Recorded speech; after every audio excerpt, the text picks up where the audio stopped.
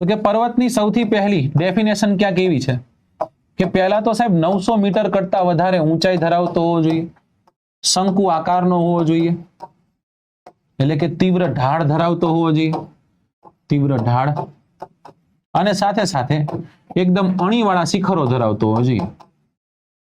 તો આને શું કહેવાય? આને પર્વત કહેવાય. પર્વતોને કેટલા ભાગમાં વહેંચીને ભણીએ છીએ આપણે? તો કે પર્વતોને 2 ભાગમાં વહેંચીને ભણીએ છીએ. કયા 2 ભાગ છે? એકને કહેવાય છે ભૂગર્ભિક પ્રક્રિયાના કારણે નિર્માણ પામતા પર્વતો, અને એકને કહીએ છીએ અવશિષ્ટ પર્વતો. પાછો પ્રશ્ન થયો તો કે પછી ભૂગર્ભિક પ્રક્રિયાના કારણે નિર્માણ પામતા પર્વતો કયા કયા છે? તો એમાં ગેડ પર્વત છે, એમાં ખંડ પર્વત છે, એમાં જ્વાળામુખી પર્વત છે,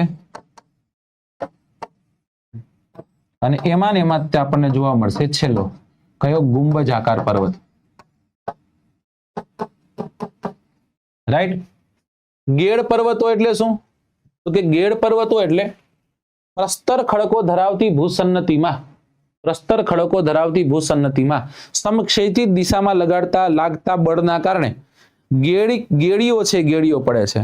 સતત લાગતા બળના કારણે આ ગેડીઓ ઉપસી આવે છે, અને આ જ ઉપસી આવેલી ગેડીઓ આપણે એને ગેડ પર્વતના નામે ઓળખીએ છીએ.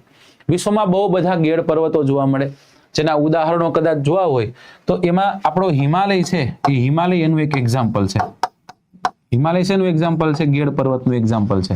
પછી તો કે પછી એન્ડીઝ નામની પર્વતમાળા છે, પછી રોકીઝ નામની પર્વતમાળા છે, આ એનું ઉદાહરણ છે. ઓકે. પછી ખંડ પર્વત એટલે શું? તો કે ખંડ પર્વત એટલે કે કોઈ ભૂસન્નતિ પર શું થાય છે? ફાટ કે સ્તર ભંગના કારણે કોઈ એક ભાગ ઉપસી આવે છે, કે એનો નજીકનો ભાગ છે, નજીકનો ભાગ ધસી આવે, નજીકનો ભાગ ઉપસી આવે, આવું બની શકે. તો આવા પર્વતોને આપણે શું કહીએ છીએ? પર્વતોને આપણે ખંડ પર્વત કહીએ છીએ. રાઈટ. આનું એક એક્ઝામ્પલ લેવું હોય તો હોર્સ્ટ નામનો પર્વત છે, એ હોર્સ્ટ નામનો પર્વત આનું એક ઉદાહરણ છે. ભારતમાં આવો તો વિંધ્યાચલ પર્વતમાળા છે, સાતપુડા છે, એ કેવી છે? તો કે ખંડ પર્વતનું ઉદાહરણ છે. પછી એવું જ્વાળામુખી. જ્વાળામુખી ઉદ્ગાર જ્યારે થાય છે એ સમય દરમિયાન લાલચોળ મેઘમામાંથી ઘણી વસ્તુઓ બહાર નીકળી ગઈ, અને હવે લાવા છે, લાવા આજુબાજુ ક્યાંક પથરાય. લાવાના રચાતા થરના કારણે એક શંકુ આકારનો એક ઢગ રચાય છે. આ ઢગને આપણે જ્વાળામુખી પર્વત કહીએ. જ્વાળામુખી પર્વતને આપણે સમાહર્ત પર્વતના નામે પણ ઓળખીએ છીએ, કે પછી માઉન્ટેન ઓફ એક્યુમ્યુલેશનના નામે પણ ઓળખીએ છીએ.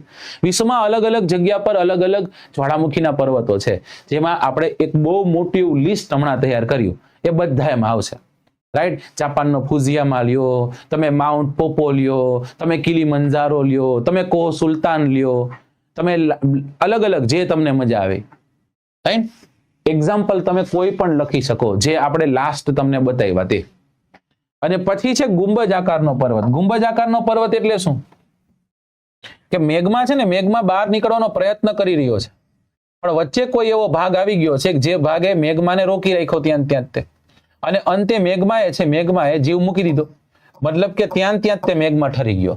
આ કારણથી આ ભાગ છે, આ ગુંબજ આકારે ઉપસી આવ્યો છે, જેને આપણે ગુંબજ આકાર પર્વત કહીએ છીએ. તમે કહો ખબર કેમ પડે કે અહીંયા આવું કંઈક છે એમ? તો જ્યારે ઘસારણ ને એ બધું થાય ત્યારે આ ભાગ દેખાય આવે, ત્યારે ખબર પડે કે ઓકે આ તો આ હતું. અને ગુંબજ આકાર પર્વતનું એક બેસ્ટ એક્ઝામ્પલ વારંવાર પૂછાતું હોય છે, અને એ છે સુંધા માતા ની ટેકરીઓ. ક્યાં આવેલી છે? રાજસ્થાનમાં આવેલ છે. આ છે એનું ઉદાહરણ છે, એક બેસ્ટ ઉદાહરણ છે ગુંબજ આકારના પર્વતનું. તો અવશિષ્ટ પર્વત એટલે શું? અવશિષ્ટ પર્વત એટલે ગેડ પર્વત, ખંડ પર્વત, જ્વાળામુખી પર્વત અને ગુંબજ આકાર પર્વત. આ બધા જ પ્રકારના પર્વતો છે. એ પર્વતો પર જ્યારે ઘસારણ થાય છે, રાઈટ, ખવાણ થાય છે, ધોવાણ થાય છે, ત્યાં સુધીમાં શું થશે દોસ્તો? કે એક ક્ષેત્ર છે ધીમે ધીમે ઘસાવા લાગશે. જો ઉચ્ચ પ્રદેશ પણ ઘસાઈને પર્વત જેવો બની જાય, પર્વત પણ ઘસાઈને પર્વત જેવો બની જાય. કોઈ સ્થળાકૃતિ છે એના પર ઘસારો લાગે ને પર્વત જેવી સ્થળાકૃતિ સર્જાય, એને આપણે શું કહીએ? આપણે અવશિષ્ટ કહીએ છીએ. આનું ઉદાહરણ લેવું હોય તો અવશિષ્ટ ગેડનું ઉદાહરણ આપણે અરવલ્લી લઈએ જ છીએ ને. કયું લઈએ છીએ? અરવલ્લી. આવા જ પર્વતોમાં ઘણા પર્વતો કદાચ તમને નામજોગ પૂછાય ક્યાં આવેલા છે. જેમ કે તમને પ્રશ્ન પૂછે ગેડ પર્વત. આ ગેડ પર્વતમાં ઘણા જૂના ગેડ પર્વતો છે. જૂના ગેડ પર્વતમાં કયા કયા લેશું? જેમ કે એપિલેશિયન માઉન્ટેન, ક્યાં તમને જોવા મળશે? નોર્થ અમેરિકામાં જોવા મળશે. નોર્થ અમેરિકામાં જોવા, ઉત્તર અમેરિકામાં જોવા મળશે. પછી એપિનાઇન માઉન્ટેન, પિનાઇન માઉન્ટેન, તમને યુરાલ માઉન્ટેન આ પૂછાય છે. યુરાલ વારંવાર પૂછાય. શું ક્યાં છે? રશિયામાં છે. રાઈટ, રશિયા દેશમાં. અને કોને અલગ કરે છે? તો કે એશિયા અને યુરોપને અલગ કરે છે. હવે એવી જ રીતના નવા પૂછી લે તમને કે નવા ગેડ પર્વતો કયા કયા? તો નવા ગેડ પર્વતમાં આપણે હિમાલય લખશું, એ તો તમને ખબર છે. નવા ગેડ પર્વતમાં રોકી પર્વતમાળા કદાચ તમને પૂછી લે તો કહી દેવાનું નોર્થ અમેરિકામાં છે. તમને એન્ડીઝ પર્વતમાળા પૂછી લે